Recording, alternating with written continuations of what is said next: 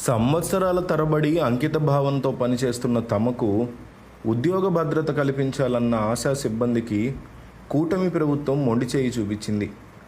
ఎన్నికల సమయంలో ఇచ్చిన హామీలన్నీ గాలికి వదిలేసి ప్రసూతి సెలవులు, ఉద్యోగ విరమణ ప్రోత్సాహంతో సరిపెట్టింది. ఆశా వర్కర్లను ఉద్దేశించి తామేనని, దేశంలోనే అత్యధికంగా వేతనాలు చెల్లిస్తున్న రాష్ట్రం ఏపీ అని చంద్రబాబు ప్రభుత్వం గొప్పలు చెప్తోంది. వాస్తవానికి వేతనాలు పెంచి ఆశా కార్యకర్తల్ని ఆదుకున్నది వైఎస్ జగన్మోహన్ రెడ్డి ప్రభుత్వం అని వైసీపీ అంటోంది. 2019 ముందు వరకు చాలని వేతనాలతో ఆశాలు అగచాట్లు పడుతున్న చంద్రబాబు ప్రభుత్వం పట్టించుకోలేదని వైసీపీ ఆరోపిస్తోంది.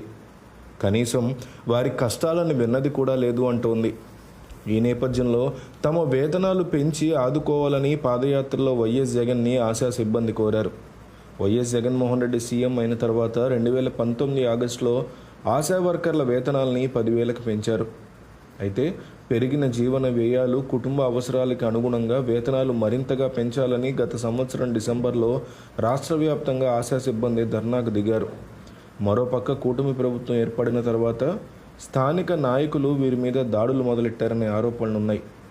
గ్రామాల్లో పనిచేస్తున్న ఆశా వర్కర్లని రాజకీయ కారణాలతో తొలగించి వారి పొట్టగొట్టే పన్నాగానికి తెరతీశారనే ఆరోపణలు కూడా ఉన్నాయి. ఏళ్లుగా సేవలందిస్తున్న వారికి సైతం ఉన్నతాధికారులు తప్పుడు ఫిర్యాదులు చేసి బలవంతంగా తొలగించారు. ఈ క్రమంలో తమకి ఉద్యోగ భద్రత కల్పించి 20,000 వేతనం ఇవ్వాలన్న ప్రధాన డిమాండ్తో ఆంధ్రప్రదేశ్ ఆశా వర్కర్ల యూనియన్ వైద్య ఆరోగ్య శాఖ కార్యదర్శికి విజ్ఞప్తి చేసింది. కానీ ఈ ప్రధాన డిమాండ్తో పాటు ఉద్యోగ భద్రత, ఏఎన్ఎం కోర్సు పూర్తి చేసిన వారికి పదోన్నతి కల్పనని ప్రభుత్వం పట్టించుకోలేదు.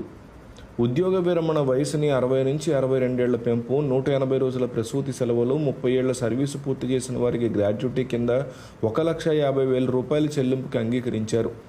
ఆశా వర్కర్లను ఆదుకునేందుకు కూటమి ప్రభుత్వం నిర్ణయం తీసుకుందని ఆరోగ్య శాఖ మంత్రి సత్యకుమార్ యాదవ్ ఒక ప్రకటన తెలిపారు.